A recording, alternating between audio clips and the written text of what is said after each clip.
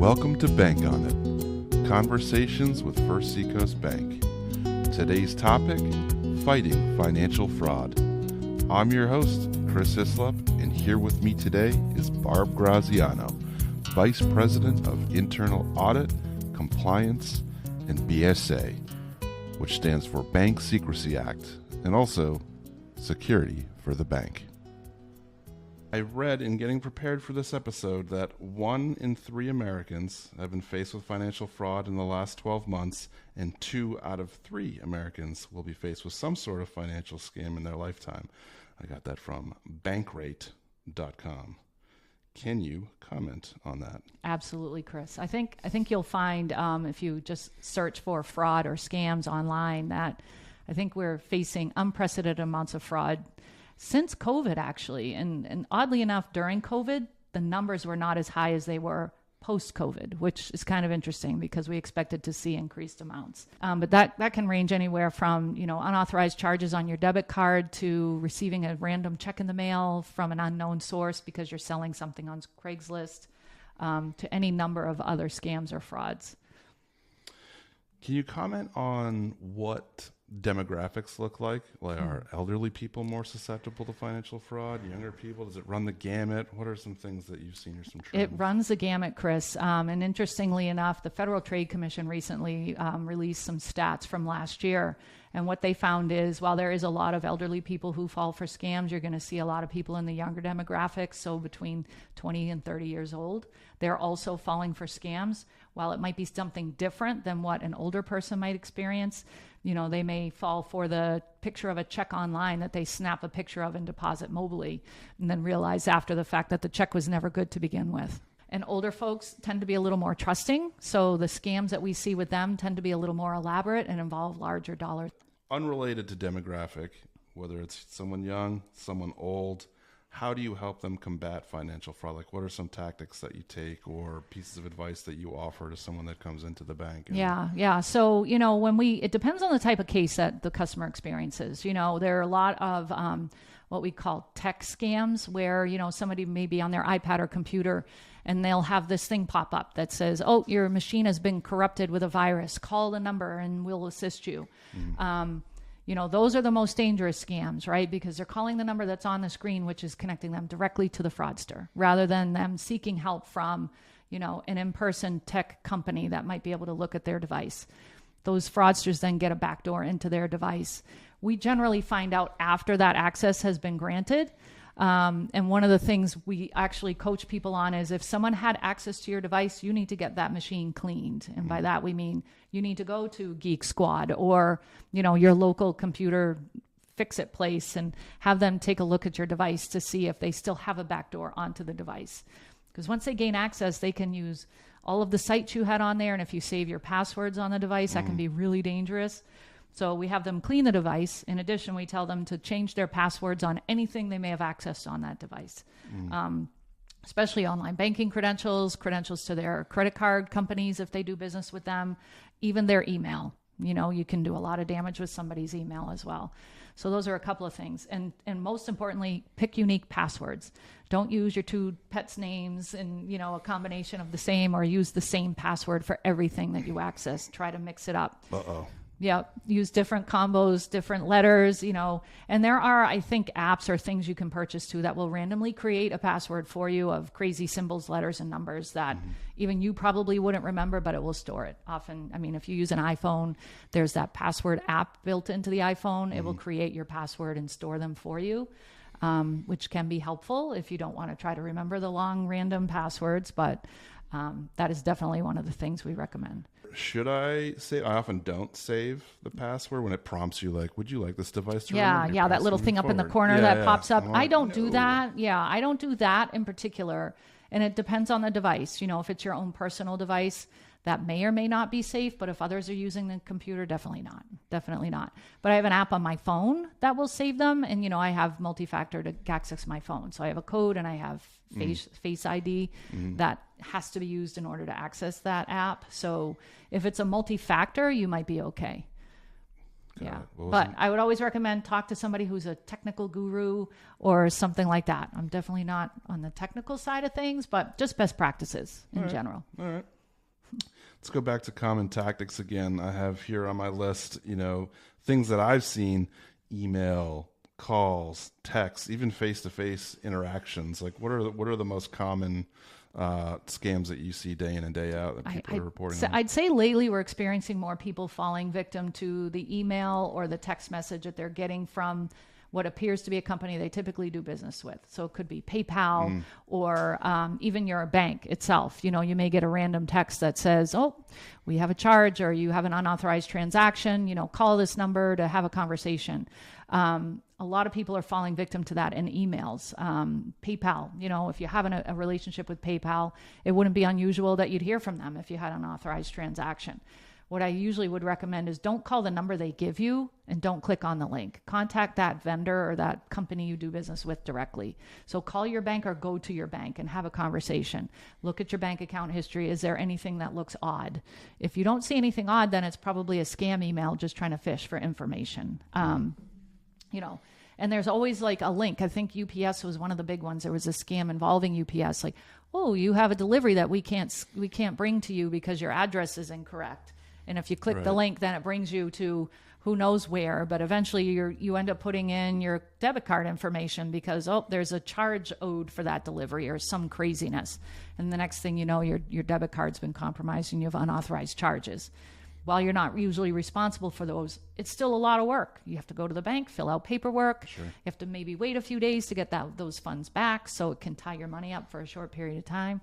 Definitely not an ideal situation, but I think most of us, if you've ever had a bank account, has experienced your debit card being compromised at least once, if not more, in this day and age.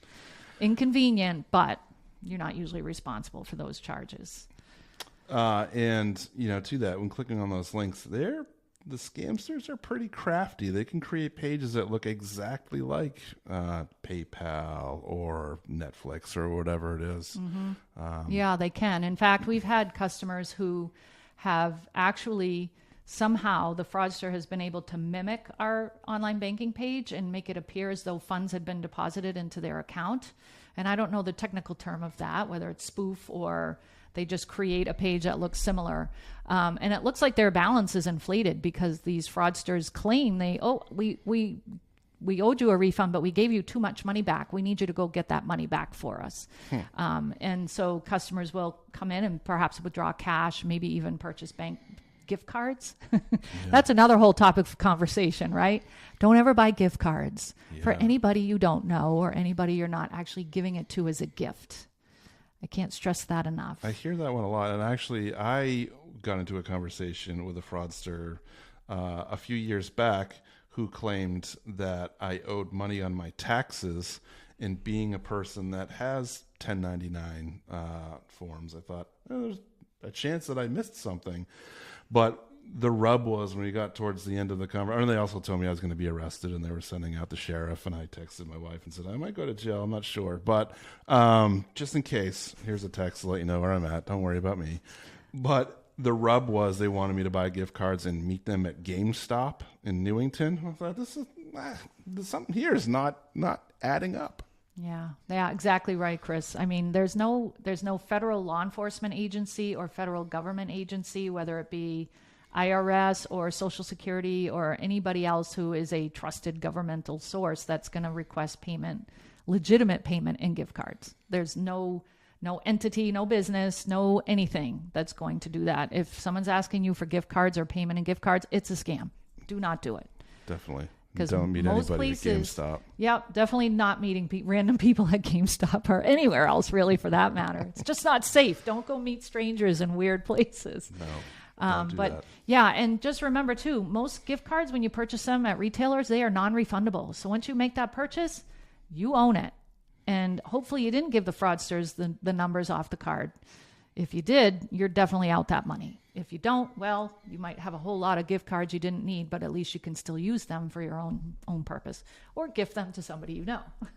Silver lining. We're taking a quick pause to bring you what's in your wallet.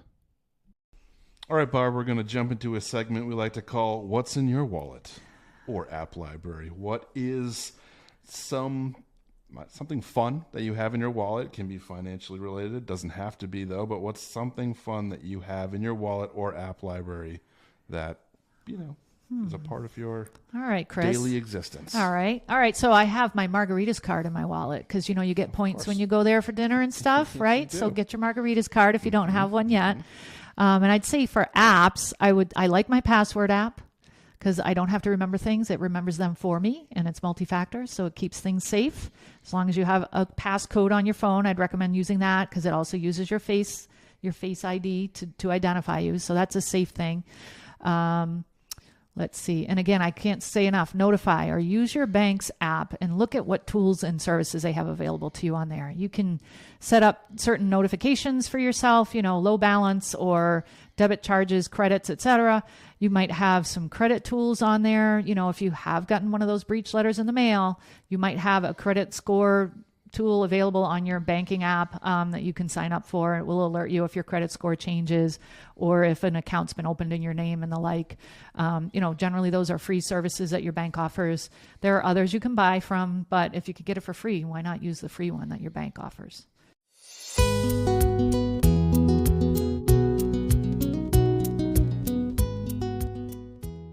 Let's see. I wanted to talk a little bit about AI. That's a hot topic in the world at large these days. For me, as somebody that does a lot of writing, generative AI is a huge part of what I'm looking at in my own position and worried about as a storyteller. So I'm curious how AI plays a role in transforming the banking industry and specifically with financial fraud, from presenting financial fraud, like how are fraudsters using, you may not know the answer to this, but how fraudsters are using AI to, put together the voicemail that they're using when they call your cell phone and say, hey, we need, gift cards to Dante's immediately. But yeah, in both sides of the coin, not only in presenting financial fraud, but also in detecting it. Yeah. So I think, we haven't had any specific cases at the bank where a customer has fallen for AI. And when I say falling for, so I'm thinking more of the scenario where, my grandchild's voice is on the internet because he did a speech at his high school graduation. And suddenly the fraudster takes my grandson's voice and creates a video or an audio file and sends it to me and says, Grandma, I've been in a car accident and I need money. Can you please send me some cash or go to the store and get me gift cards? We have seen people fall for that scam in that they've got maybe family members, grandchildren, what have you, traveling overseas. And grandma and grandpa know they're overseas, but then they get the panicked call that they're in jail in Mexico and they need cash. I think typically it was more the fraudsters were trying to fish and see, let's use Johnny as a name because Johnny's a common name, right? But now they might actually have that recorded voice that they can twist the words and create an actual message that sounds like that person, right? So that's scary. I'm on the phone and that's my son's voice. Like he's in trouble. I need to get him money. Pause and think though, because typically what they're looking for again are the gift cards or the unusual payment sources. Stop and pause. And the first thing I always say is, when was the last time you talked to that person? Like, do you know where they are? Oh, well, they're traveling with their school on a school trip. Well, has your daughter or your son talked to your grandchild? Like, have they called in? Do they know they're okay? Call that person first before you actually think, okay, I'm in panic mode because my kid's in jail.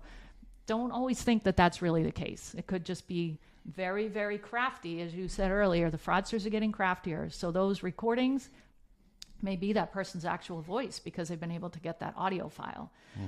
There's also these texts and calls where you might answer the phone because it looks like a familiar number and they're saying they want you to say certain words. So they'll say, hi, is this Barb? And I'll go, yes, this is Barb.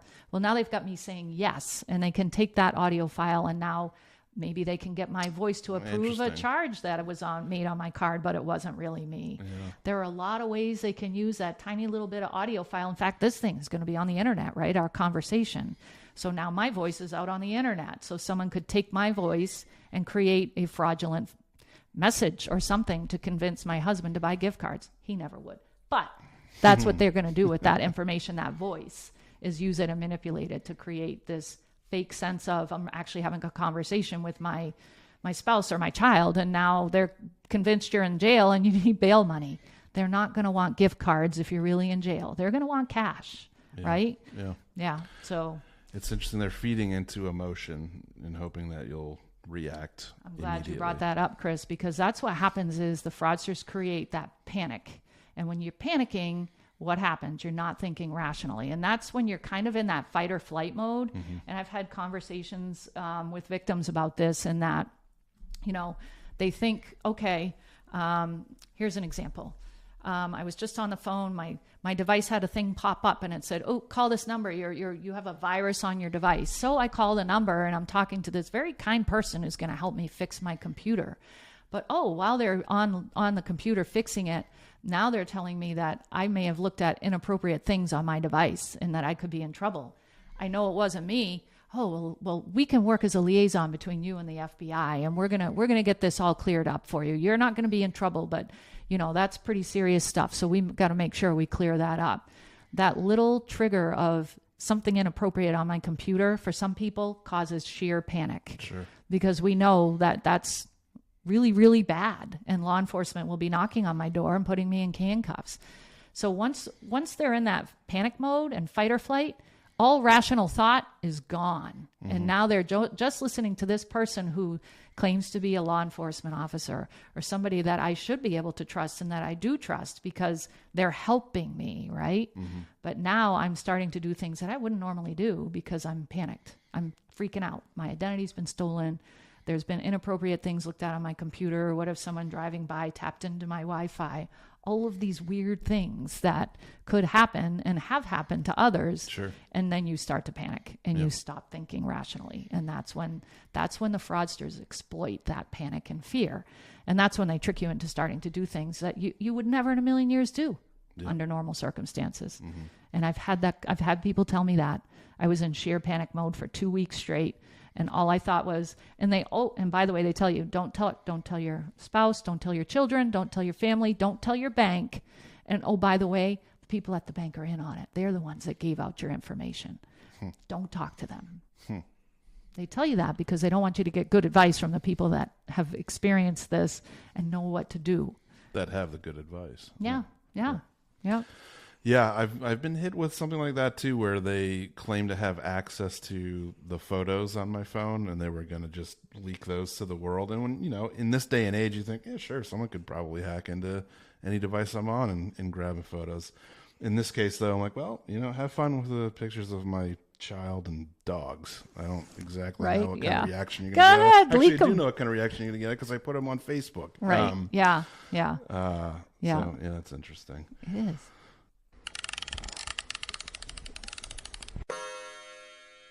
Rooted in the sentiment of hindsight being 20/20, let's get into Banking Time Machine.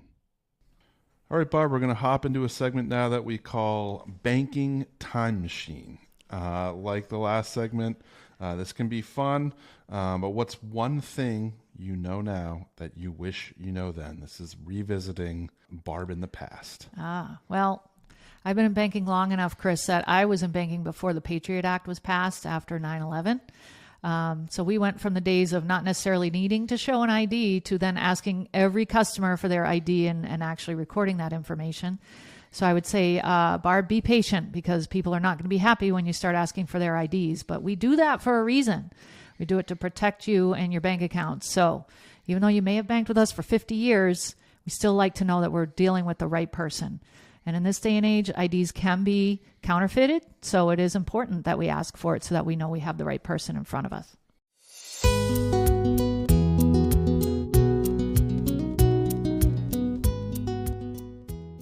Barb, what would you say to someone that's listening right now that in their head thinks, this would never happen to me? I'd say never say never. I've seen, all runs of the gamut, different age brackets, different experience, education levels. It doesn't matter what your position professionally is. If something happens that instills fear or panic in you, you may not think rationally. And And it could just be that simple phone call or the idea that your bank account's been compromised or your identity has been stolen. Those little triggers can get anybody to act irrationally and do things they wouldn't normally do. So never say never. But what I would say is, before you do anything, have a conversation with a close friend, a family member, your spouse, your child, or your banker. Go in and talk about what you've heard, what you've experienced, what the person asked you for, how the whole conversation started. And hopefully you'll have someone who's thinking objectively from the outside, look in and go, well, I knew somebody that fell for something like that and it turned out to be a scam. Your bankers are your best friends in those cases because we've seen it and heard it all, and we can at least talk you through. But most importantly, call or go to your bank. Use the phone number that you know is directly to your bank. Don't use the phone numbers they send you. Big red flag. Big red flag. Barb, are there any stories you'd like to share of things that you've seen day to day? Any real life scenarios, experiences? Sure.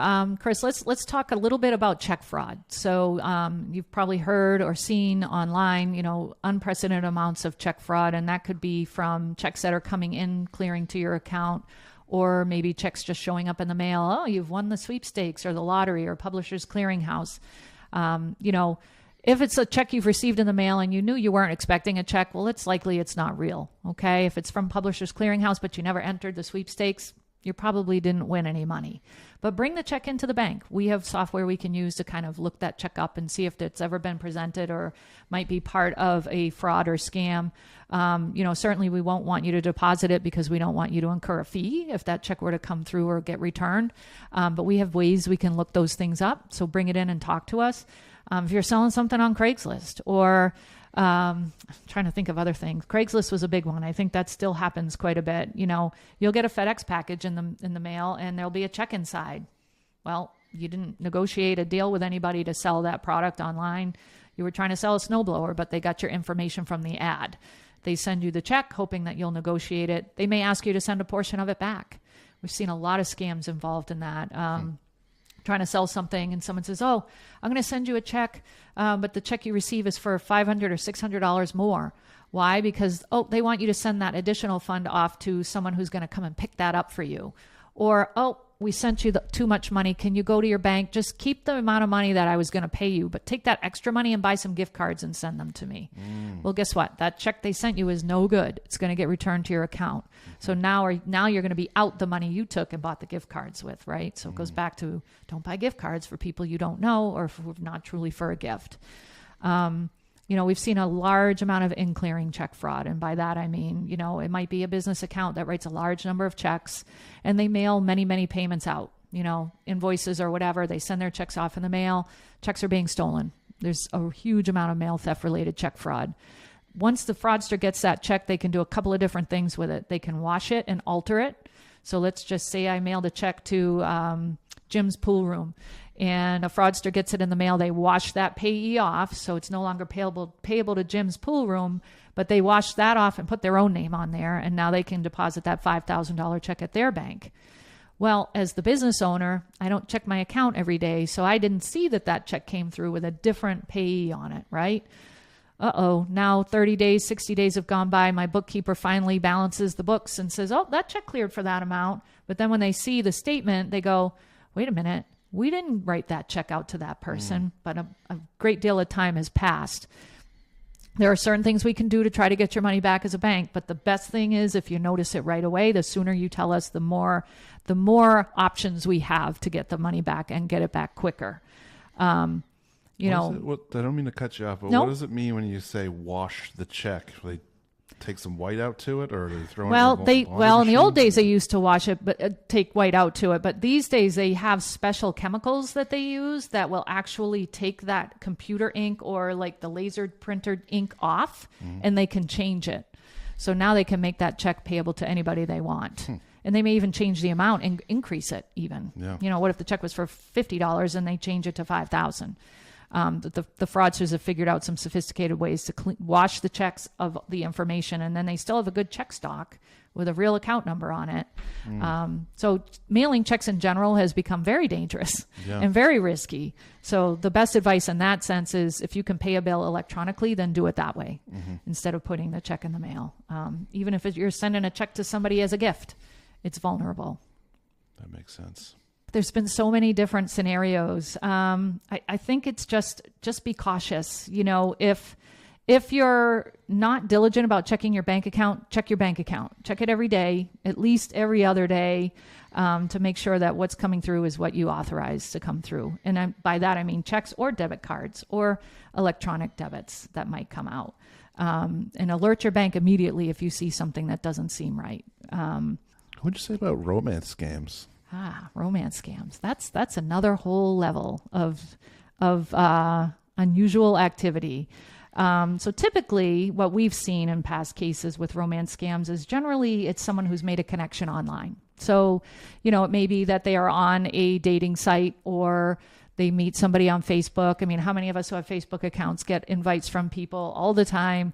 You don't know who they are and you look at their profile and they're a widowed gentleman, right? Or a widowed woman. But they want to connect with you online. Well, okay, maybe you say, what the heck? I'm going to connect with this person. And suddenly you start to have conversation, whether it's through text, messenger, or what have you.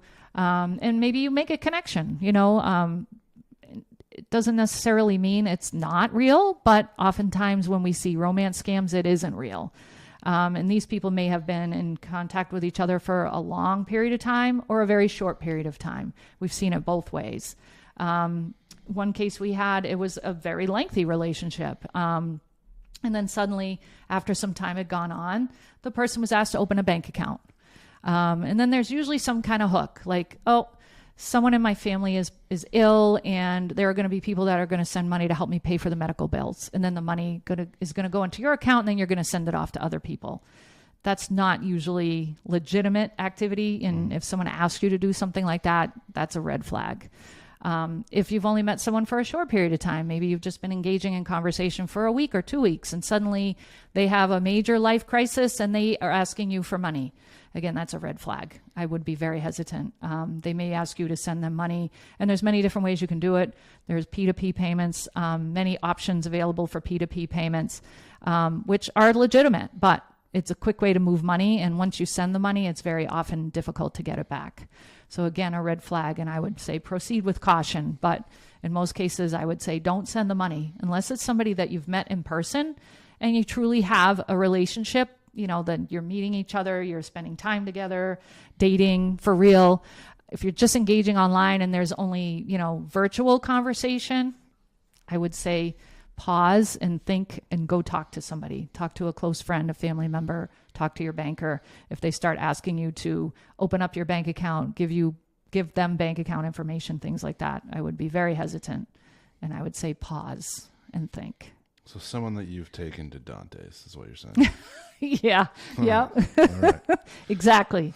One-on-one. I'd say there's some realness to the relationship, for lack of a better term. Got it. You know, what can people do to stay ahead of the curve? How does a community bank like First Seacoast Bank help with monitoring accounts? Sure. Yeah. So I think you'll find most banks these days offer lots of robust tools online where you can log in and see all of the activity in your account. I would highly recommend that you log into your account as often as at least once a day, just to take a look and see, you know, whatever's come through the day before. Make sure the debit cards charges are things you purchased. Make sure that your payroll deposit goes in.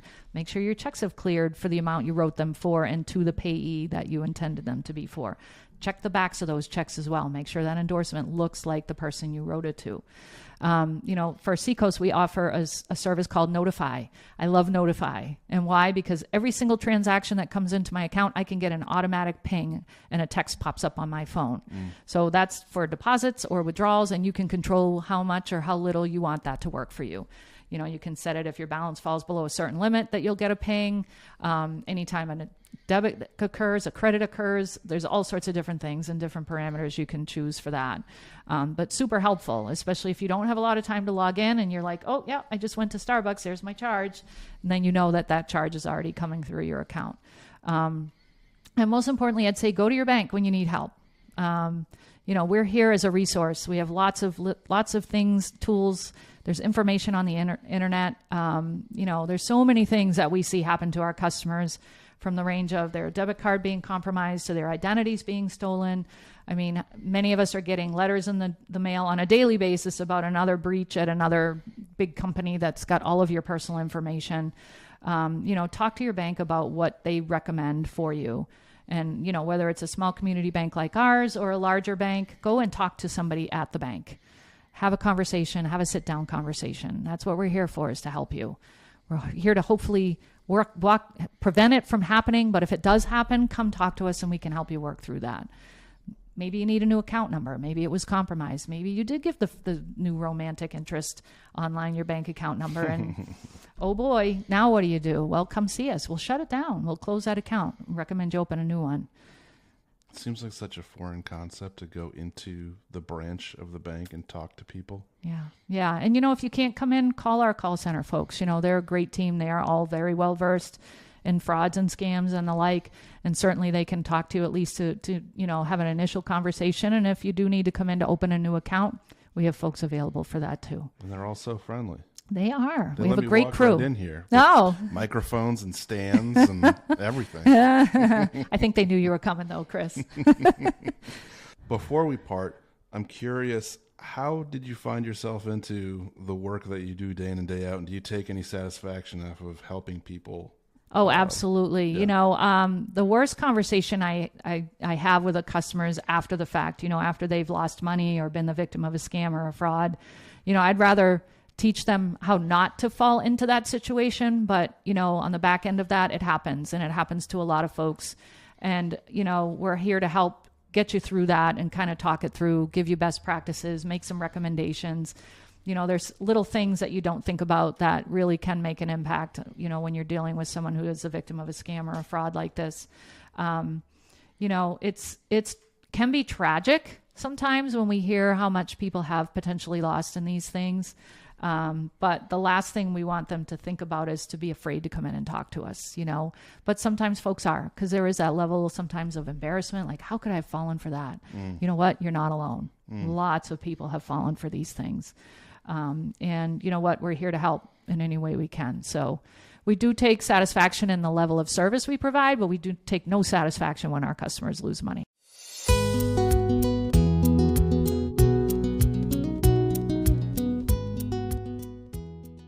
Thanks for tuning into this episode of Bank on It, Conversations with First Seacoast Bank. I'd like to thank my guest, Barb Graziano, for offering up her thoughts today on fighting financial fraud. First Seacoast Bank is member FDIC, equal housing lender. For more information, visit www.firstseacoastbank.com.